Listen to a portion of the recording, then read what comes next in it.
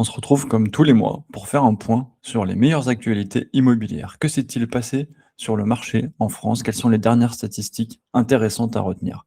Tout de suite, je vous partage mon écran pour vous montrer différentes choses. Moi, c'est David. Je publie depuis 18 ans bientôt mon avis et mes analyses sur immobilierdanger.com. Et le but est de vous aider à être le plus informé possible pour gérer au mieux votre projet. Donc, de quoi allons-nous parler ce mois-ci? On va refaire un point sur la hausse des taux. On va voir les derniers chiffres de l'Observatoire Crédit Logement. On va voir notamment qu'il y a une nouvelle baisse de l'apport personnel, ce qui peut être intéressant pour les emprunteurs. On va faire un point sur l'évolution de l'OAT 10 ans qui est bien moins positive. Nous verrons également tout ce qu'il faut savoir pour l'immobilier dans votre déclaration de revenus aux impôts. Enfin, on fera un focus ce mois-ci sur le marché immobilier en Île-de-France. Un point sur les ventes, sur les prix et sur les projections de prix dans les mois à venir. Ça, c'est en complément des précédentes vidéos que vous avez pu voir sur, le meilleur moment pour investir dans une maison en Île-de-France depuis 22 ans. Je vous remets les liens en dessous, n'hésitez pas à aller la voir. Et enfin, on fera un point également sur le nouvel indice de référence des loyers au premier trimestre 2026. Alors tout de suite, on va commencer par faire un point sur les taux de crédit immobilier. Dans la dernière vidéo sur, l'analyse des taux au mois d'avril, je vous remets le lien là au-dessus et ainsi qu'en description. Pour ceux qui ne l'ont pas encore vu, nous avons vu qu'il y avait les banques qui avaient tenté de baisser un peu les taux de prêt immobilier au début du mois de mars, sauf que ça arrivait au même moment que le début du conflit au Moyen-Orient. Qu'est-ce qui s'est passé par la suite? On a vu dès la fin du mois de mars, quelques banques commençaient à remonter les taux et ce mouvement va se généraliser. Les banques vont devoir s'adapter à cette nouvelle situation, à ce contexte. On va avoir des risques sur l'économie en général, des problématiques d'inflation beaucoup plus élevées que prévu. Et du coup, ça va tendance à tirer les taux vers le haut. On va faire un point un petit peu là-dessus. Tout d'abord, nous avons les chiffres de l'Observatoire Crédit Logement CSA qui nous permettent de confirmer qu'effectivement, après des hausses progressives depuis le mois de septembre 2025, que les banques ont tenté d'améliorer un petit peu les conditions de prêt sur le mois de mars. On peut voir que le taux immobilier moyen sur l'ensemble des crédits qui ont été signés au mois de mars, il est de 3,23%. Donc c'est 2 points de base de moins que sur les prêts de février. Ça reste assez minime. Mais bon, c'est quand même une tendance notable. Et surtout, ce qu'on peut constater, je vous les remets dans l'article ici, c'est que le les taux, si on prend les taux de référence sur 15 ans, 20 ans et 25 ans, on peut voir que la baisse, elle n'est pas que 2 points de base. La baisse, elle est beaucoup plus importante, notamment sur les prêts sur 15 ans. On va passer de 3,11% à 3,04% au mois de mars. Ça signifie quoi? Ça signifie 7 points pardon, de baisse de baisse en un seul mois, ce qui est quand même non négligeable.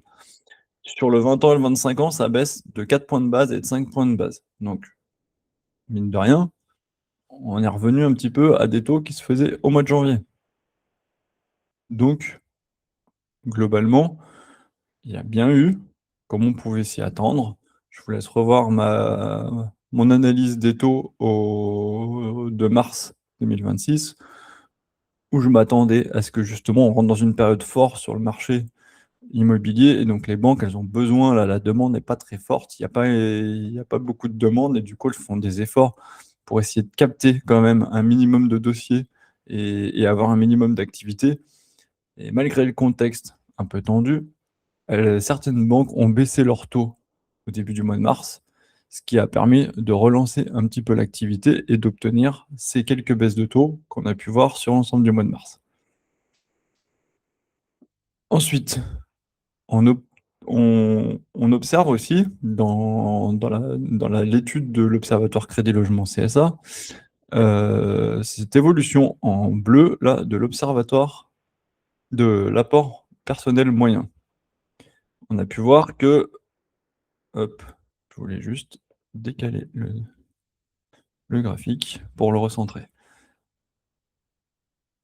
Voilà, on avait pu voir qu'en 2020, 2021, 2022, on a le HCSF qui a fortement imposé aux banques de durcir les conditions d'octroi de prêts immobiliers en demandant plus d'apports, en limitant le taux d'endettement, en limitant la durée à 25 ans. Au début, c'était des recommandations plus ou moins fortes, et après, c'est devenu une obligation. Donc on a pu voir là, pendant ces 3 années-là, depuis le Covid, 2020, 2021, 2022, tous les ans, ça s'est cumulé. Le niveau d'apport personnel moyen est augmenté de 11,9%, puis de 13%, puis de 11%. Au cumulé, on est à plus de 40% d'augmentation entre ce qu'il y avait en 2019, là où on avait vraiment des demandes en apport personnel qui étaient très faibles. Elles ont explosé jusqu'en 2022. Suite à l'explosion des taux et au retournement un peu du marché, on a vu que ça s'était stabilisé en 2023, c'est quand même remonté un petit peu en 2024. Et depuis l'année dernière, sur l'ensemble de l'année, on a eu une baisse de 3,4% de l'apport personnel moyen. Ce qui est quand même un bon signe. Les banques vont être un petit peu moins exigeantes. Et sur ce premier trimestre 2026, on est aussi à moins 3,2 par rapport à 2025. Donc ça signifie quoi? Ça peut signifier deux choses. Soit les banques sont moins regardantes et demandent un petit peu moins d'apport pour vous accorder un crédit immobilier, soit il peut y avoir aussi des changements de structure au niveau de la répartition, notamment s'il y a moins de primo-accédants. Les primo-accédants, en général, ils ont beaucoup moins d'apports que les secondo-accédants qui vont vendre un appartement ou une maison pour en racheter un autre. Et du coup, si la proportion a changé, s'il y a moins de primo-accédants, ça veut dire qu'il y a aussi voilà, quand ces rapports changent, on va dire plus de primo-accédants, ça veut dire des gens avec moins d'apports sur le marché, et du coup, ça peut diminuer l'apport personnel moyen sans que ça change l'exigence des banques. Aujourd'hui, on n'a pas véritablement encore les données. Je sais que de temps en temps, la Banque de France donne ces évolutions de part de primo-accédants, mais il faut savoir que la Banque de France, c'est toujours un décalage de 2-3 mois d'écart entre le moment où les données sont diffusées et le moment où elles ont été enregistrées. Donc, je vais suivre ça dans les prochaines semaines et les prochains mois, et on verra quelle était l'élément qui a déclenché cette baisse de l'apport. Est-ce que c'est parce qu'il y a de plus en plus de primo-accédants avec peu d'apport, ou est-ce que c'est parce que réellement les banques sont moins exigeantes? Enfin, dans mes précédentes analyses, que ce soit sur l'impact du conflit au Moyen-Orient ou l'analyse des taux que j'ai publiée dans les précédentes vidéos, on a pu voir qu'il y avait deux choses qui risquaient de faire exploser les taux. Enfin, exploser, au moins les refaire augmenter, qui étaient déjà assez hauts, avec 3,10%. On est déjà monté, là on a vu à 3,23, 3,25%. On a la Banque centrale européenne qui s'est montrée dans un discours très attentif et prête à déclencher très rapidement, probablement là, sur la prochaine réunion du mois d'avril ou celle de début juin, potentiellement une hausse des taux directeurs de 25 points de base sûrement pour commencer. Ça signifierait que les banques vont devoir emprunter plus cher sur les marchés, et du coup elles vont le répercuter sur leurs clients. Premier risque d'augmentation des taux.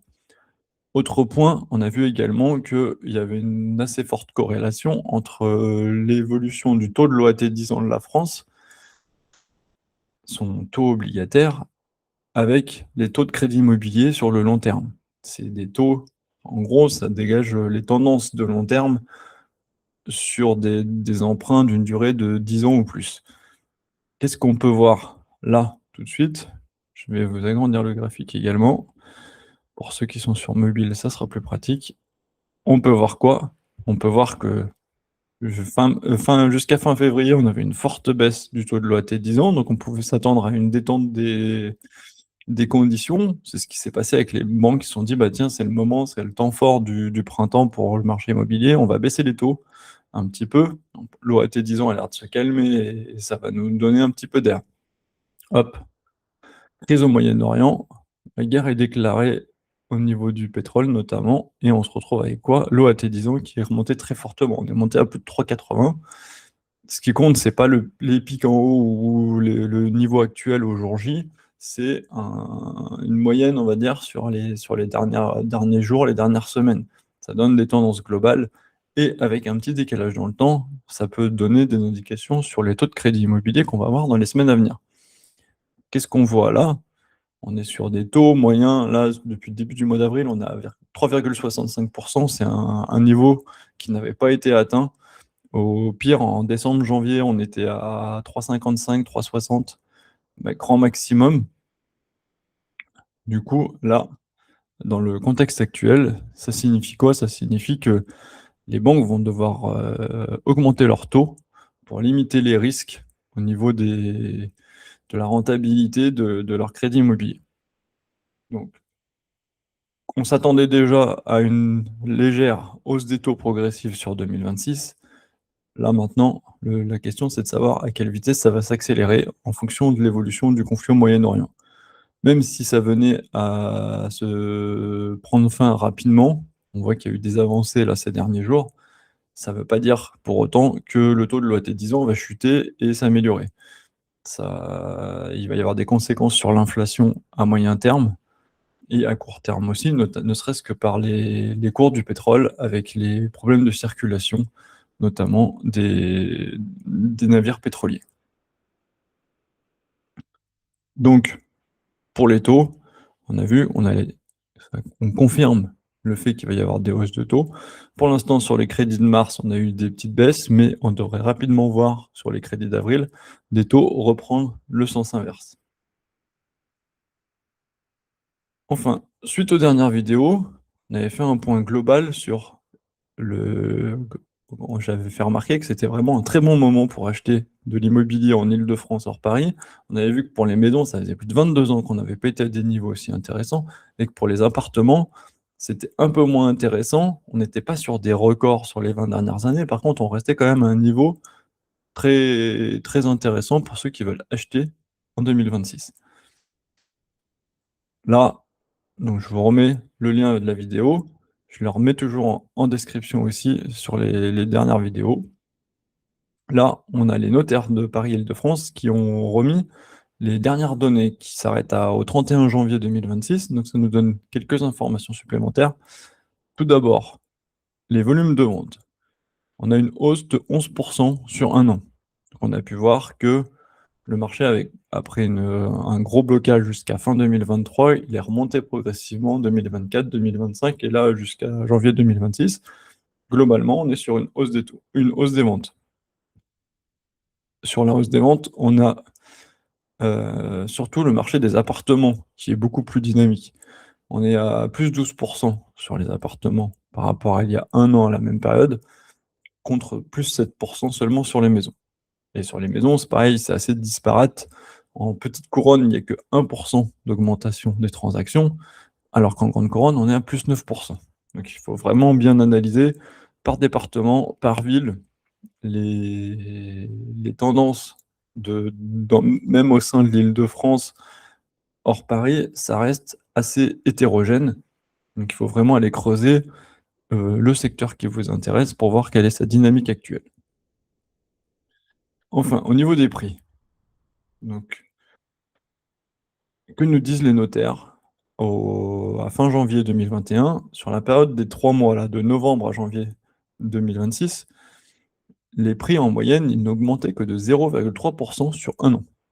Ça signifie quoi? Ça signifie qu'ils ont augmenté beaucoup moins que l'inflation, qui, sur l'année 2025, était à 0,9%. Donc ça veut dire quoi? Les logements en Île-de-France continuent à perdre de la valeur en euros constants. Si on regarde dans le détail, on peut voir que les prix des appartements, ils ont augmenté, eux, de 0,8%. Donc on reste très proche de l'inflation sur un an. Globalement, ça reste à l'équilibre. Ça a juste suivi l'inflation. En revanche, celui des maisons, il a encore baissé de 0,9%. Ça veut dire que non seulement vous avez une inflation de 0,9%, mais vous avez aussi les prix des maisons qui ont encore baissé de 0,9%. Donc ça se cumule, et ce qui fait que c'est encore plus le moment pour acheter une maison en Île-de-France. Est-ce que ça va continuer à baisser et à rendre des conditions encore plus intéressantes dans les mois à venir? Bonne question. Il y a aussi les taux qui sont, comme on a vu, qui allaient remonter. Là, tout ce qu'on peut constater, c'est que par rapport à ces 20 dernières années, il n'a jamais été aussi intéressant d'acheter une maison en Île-de-France. Et que pour les appartements, on est aussi sur un niveau très intéressant. Que nous disent les notaires? Les notaires, ils ont l'avantage, il faut savoir que ils ont l'avantage d'avoir déjà des données sur les avant-contrats, c'est-à-dire les compromis de vente qui ont été signés au 4e trimestre, voire sur la fin du 3e trimestre et qui n'ont pas encore été signés en acte définitif. Donc là, il faut bien comprendre que quand on parle des prix de novembre 2025 à janvier 2026, c'est sur les actes définitifs et les compromis, ils ont été signés en général 3 mois auparavant. Donc ça donne un décalage. Les chiffres qu'on a là, on est au mois d'avril 2026, on se retrouve à avoir des données sur des biens qui ont été signés à la fin de l'été ou au début de l'automne. C'est difficile d'avoir, des données très fraîches. Pour corriger un peu cela, les notaires, depuis quelques années, ils nous donnent des projections de prix basées sur les avant-contrats. C'est-à-dire que là, ils nous donnent les prix sur, la période qui va aller de février 2026 à mai 2026. Ça provient des compromis qui ont été signés globalement entre novembre 2025 et janvier 2026. Donc ça permet de se faire une idée un petit peu de la tendance. Qu'est-ce qu'on peut voir? Pour l'instant, ça reste très stable. Je vais zoomer un petit peu également sur ce graphique. À Paris, on est actuellement à 9 570 € du mètre carré. Dans 3 mois, on serait à 9 600 € en projection. Donc on voit qu'on reste très stable. Et pareil sur l'ensemble de l'Île-de-France, ça augmenterait un peu dans 1 mois ou 2 et ça rebaisserait, très légèrement. On voit que pour l'instant, même si les transactions repartent un petit peu, ça fait pas bouger du tout les prix. Je vous remets le lien dans l'article. C'est la dernière vidéo sur pour qui c'est le moment d'acheter. Je fais une analyse des prix à Paris, hors inflation. Vous allez voir que c'est beaucoup plus parlant que ce graphique. Enfin, pour les maisons, à part un petit peu dans les Yvelines, où on a une légère augmentation du prix moyen des maisons, on peut voir que sur l'ensemble de l'Île-de-France, on reste à quelques centaines d'euros près, exactement dans les mêmes tarifs. Donc autrement dit, ça va rester très stable également. Donc je vous rappelle que ça reste des données globales et que pour, avoir des informations plus précises sur la valeur d'une maison ou d'un appartement, vous avez le simulateur d'immobilier d'Angers qui va vous permettre d'obtenir une fourchette beaucoup plus précise de la valeur d'un bien en fonction de son emplacement réel, de sa superficie et de d'autres caractéristiques. Ensuite, nous allons voir que depuis le 9 avril, vous avez la possibilité de déclarer vos revenus perçus en 2025 aux impôts. Donc, je vous remets dans cet article des liens vers nos conseils et informations sur la déclaration de revenus aux impôts en 2026, avec les différents plafonds et quelques informations de base, et vous retrouverez également tous les liens nécessaires pour les questions que vous pouvez vous poser. Est-ce que je peux déduire mes intérêts d'emprunt de crédit immobilier sur ma déclaration d'impôt? Notamment pour tous les investisseurs, on va avoir tout ce qui va être déclaration de revenus fonciers, que vous soyez en location nue ou en LMNP. Est-ce que vous faut utiliser le microfoncier ou le microbic? Quelles sont les charges réellement déductibles? Comment on remplit tel ou tel imprimé? Comment je remplis correctement ma déclaration d'impôt sur un investissement Pinel que j'ai fait il y a quelques années pour ne pas perdre la défiscalisation, etc. Vous trouverez toutes les informations là sur le site, vous avez tous les liens et vous pourrez ainsi être aidé pour réaliser votre déclaration. On a également l'INSEE qui, il y a quelques jours, a publié le nouvel indice de référence des loyers. Il est à 146,60.